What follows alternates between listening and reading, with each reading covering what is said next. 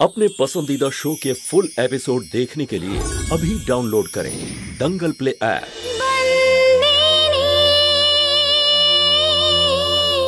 খবর এনেছিস?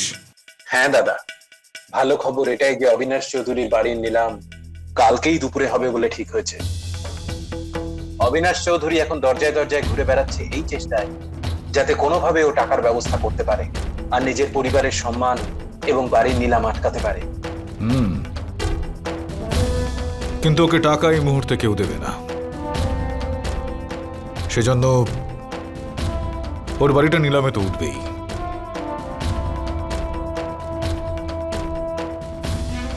আমার মানহানি আর অপমানের উত্তর দেওয়ার সময় কিন্তু এখন এসে গিয়েছে বিনাকি।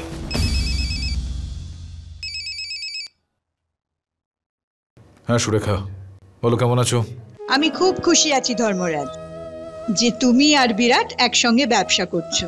একটা কথা শোন, এই যে কাজটা আমি আজকে করেছি না, সেটা আমার পরিবারের জন্য করেছি এবং নিজের স্বার্থে করেছি। এরপর যদি কোনোদিন বিরাট আমার দিকে হাত বাড়ায় তাহলে আমি মুখ ফিরিয়ে নেব না কখনো। তুমি যতই নিজের স্বার্থের জন্য করো, কিন্তু আমি জানি তুমি স্বার্থপর নও। ভগবান করুন তোমার আর বিরাটের সম্পর্কটা সেরকমই হোক যেরকম আমার সঙ্গে তোমার আছে। সুভদ্রাও এটাই চাইতো যে তোমার আর বিরাটের সঙ্গে চিন্তা ভাবনা যেন এক রকম থাকে। আমিও এটাই চাই। চল এখন এই কান্নাকাটি বন্ধ কর, ঠিক আছে? অনেক রাত হয়ে গেছে, শুয়ে পড়। জয় শ্রীকৃষ্ণ। জয় শ্রীকৃষ্ণ। হ্যাঁ তো পিনাকি, আমার প্রতিশোধ নেওয়ার সময় এসে গিয়েছে।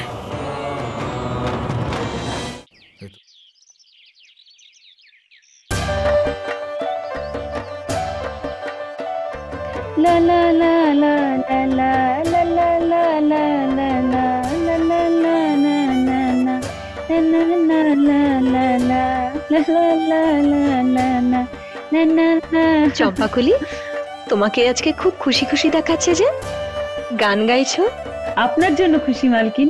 শেষ অবধি ঠাকুমা আপনাকে মালকিনের জায়গাটা দিয়েই দিল। আজ আমি খুব খুশি। আপনি খুশি না?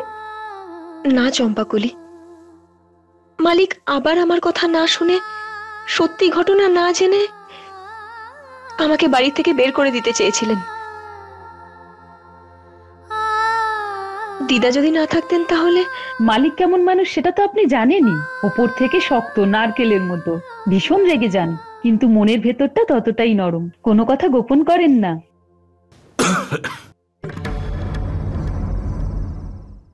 ওই চম্পাকলি, এই সময় তোর কোনো কাজকর্ম নেই নাকি হাতে? হ্যাঁ, যখনই দেখছি বক বক বক বক করে যাচ্ছে।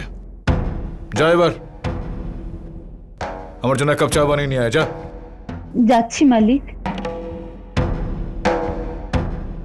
আয় মেয়ে, আয় বস।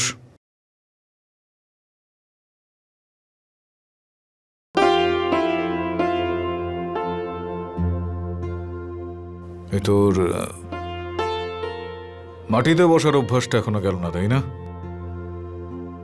চল এবার উঠে পড়ো ওখান থেকে। আরে সেখানে বস ভদ্রলোকের মতো। আয়।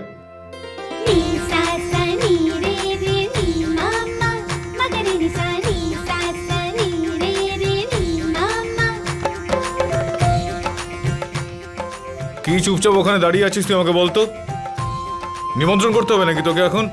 আয় এখানে এসে বস।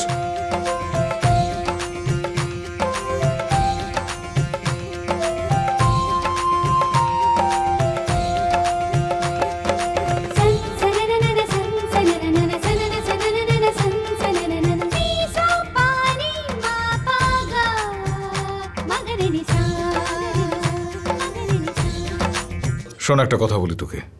আমার আগের কথা তো তুই ভালো মতন জানিস, গোটা ধরমপুরের লোকজন জানে, তাই না?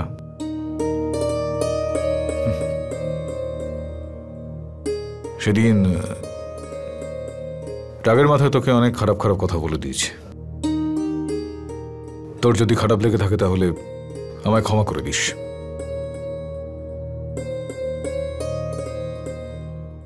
তাছাড়াও তোর দাদু তোকে যথাযথ আদর্শে লালন পালন করেছে, মানে যথেষ্ট চিন্তা ভাবনা রয়েছে তোর আর কি। মাধব সোলাঙ্কি হিরো ভালোভাবে চেনেন তিনি এবং মানুষও। কাদম্বরীর বিষয়ে বুদ্ধিমতির মতো সিদ্ধান্ত নিয়েছিস তুই। মা তোর ওপর খুবই খুশি হয়েছেন। আর মালিক আপনি?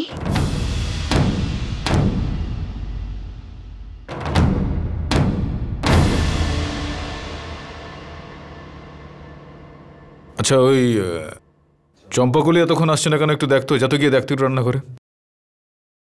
আর তাছাড়াও ওর হাতের বানানো চা আমার খুব একটা খেতে ভালো লাগে না। যা তুই গিয়ে বানিয়ে নিয়ে আয়।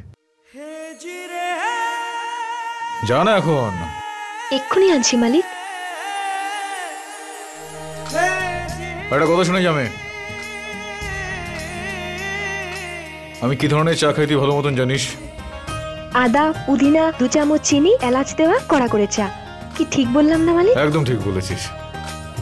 চামচের সংখ্যাটা যেন মনে থাকে, ঠিক আছে? গতবারের মতন আবার 6 চামচ চিনি দিয়ে ফেলিস না, যেন মনে থাকবে। চল যা এখন।